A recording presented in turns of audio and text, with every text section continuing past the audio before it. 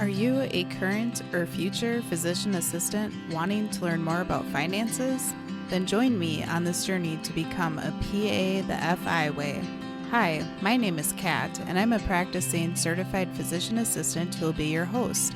It took me 5 years after I started practicing medicine as a PA to thoroughly dive into my personal finances after I discovered the concept of financial independence. I want to use what I have learned to help you avoid some of the financial mistakes that I have made while sharing some of the financial wins that I have had along the way. Join me as we discuss financial strategies to guide you to becoming a physician assistant on the way to financial independence.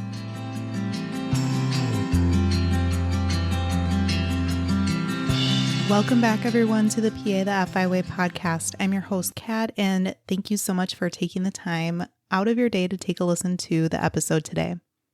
In today's episode, I want to talk about how your overall financial health and wealth affect not only your mental health, but also your physical health. And I personally find this information super intriguing as a PA that works currently in mental health and psychiatry, but also had previously been managing chronic diseases in family medicine for several years. And I now obviously have this huge passion about financial independence too. So I really think that all of you listeners out there will really enjoy today's episode and find it very interesting. And I hope that you can also recognize the importance of the conversation and use it as encouragement to take the steps and take action to potentially change some things in your life if they need to be changed.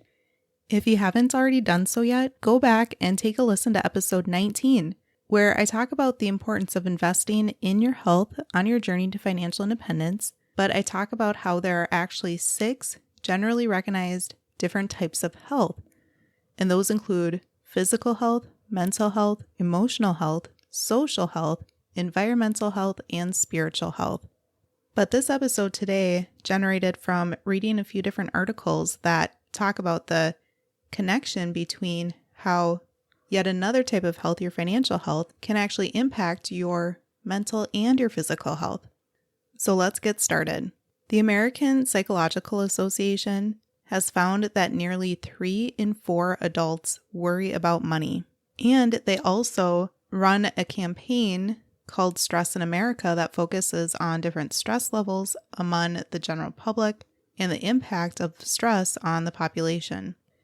In 2014, the American Psychological Association focused entirely on health, stress, and finances, and they found that 32% of adults said that their finances or lack of money prevented them from living a healthy lifestyle. So almost a third of people feel as though their overall financial situation actually prevents them from being healthy. Also, around 12% of Americans have admitted to avoiding visiting a provider for medical care when they feel like they still need health care, but they avoid it because of financial concerns. And let's talk about how mental health and financial issues actually can feed off of each other and be a vicious cycle. The Money and Mental Health Policy Institute found that 46% of people in problematic debt also have a mental health problem, and 72% claim that their mental health problems have actually made their overall financial situation and financial issues worse. So let's break that down a little bit. Debt is correlated with mental health issues. And it's kind of like the chicken and egg situation. What came first? It is often very unclear because it depends upon each person's situation. Is it the fact that they got into a lot of debt, made their depression, anxiety worse, or other mental health issues?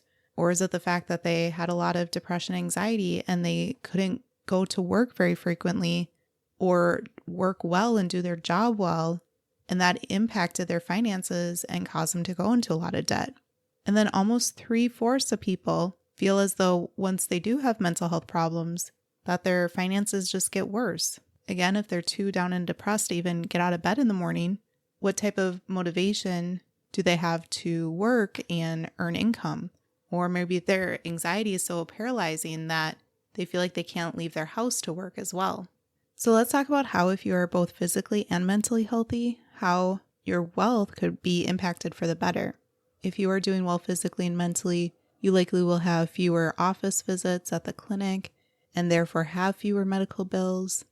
When you are more fit and in shape, then you often are more productive at work, which could potentially have you earn more money.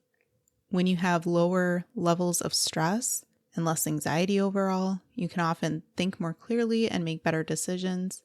And then you very likely can have steady income by being able to keep a job and earn income through the employment. There are studies that have found that people with lower incomes can have a higher risk of chronic disease, live shorter lives, and those chronic diseases can include heart disease, strokes, and their long-term impacts, diabetes. And some of the underlying causes of those can be that people who have lower income can often be more likely to participate in risky behaviors to try to help relieve their stress. And those risky behaviors could be things like smoking cigarettes or potentially overeating or potentially drinking a lot of alcohol excessively. Another study has found that people who were not doing well financially and had serious financial stress were 13 times more likely to have a heart attack.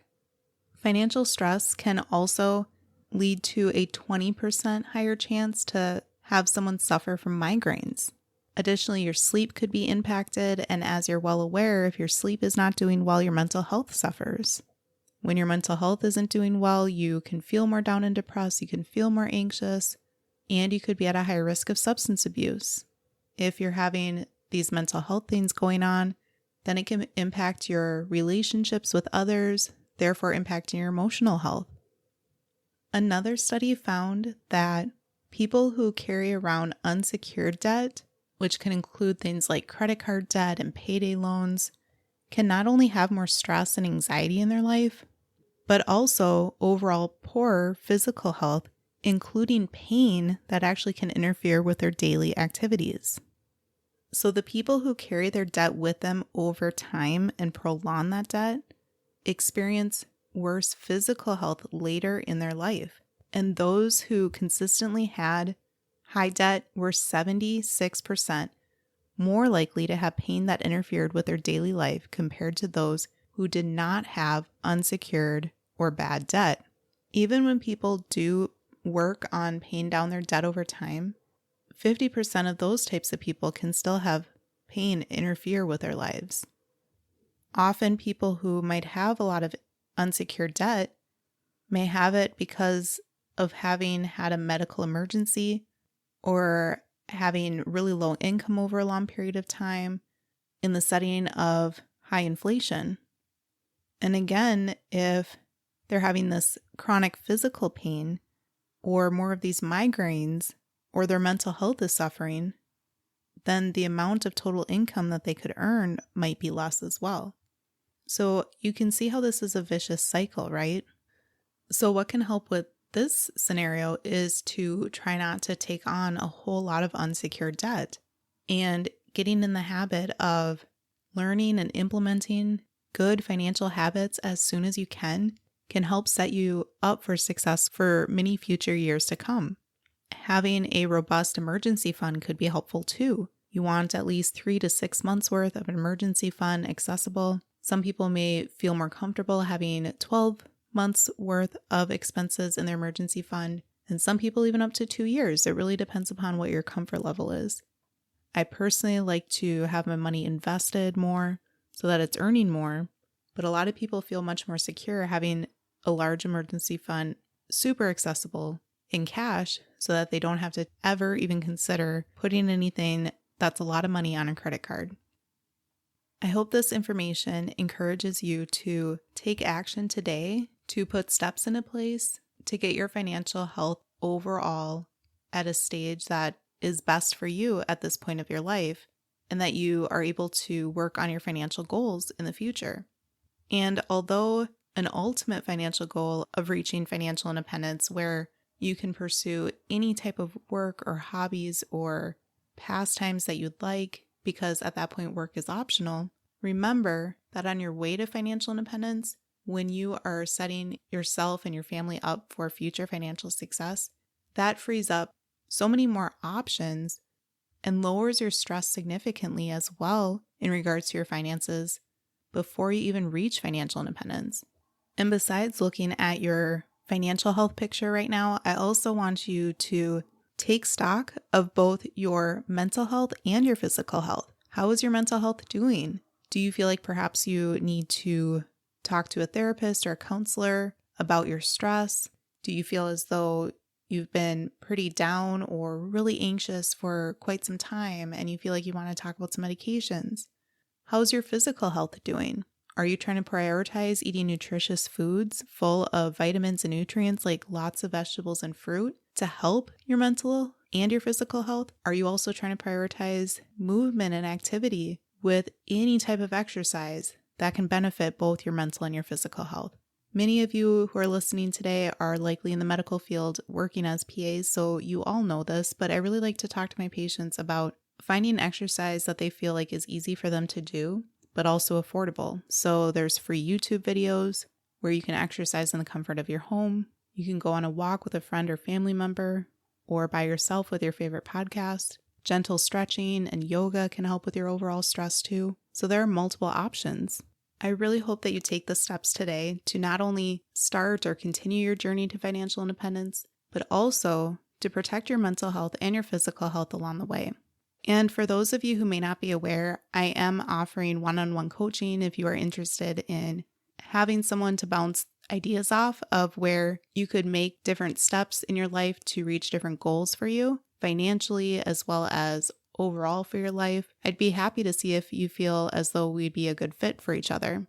You can send me an email at pathefiway@gmail.com if you're interested in that. Or you can check out my website as well at pathefiway.com. Otherwise, I'm always happy to chat in the DMs over on Instagram or through the Facebook group as well. And you can find the links to those in the show notes. I'm also going to link the articles that I learned a lot of this information in today's episode from, so that you can read them as well if you'd like a little bit more information. Thanks so much for tuning in again today, and I hope you all have a wonderful rest of your day, and I'll see you back here soon.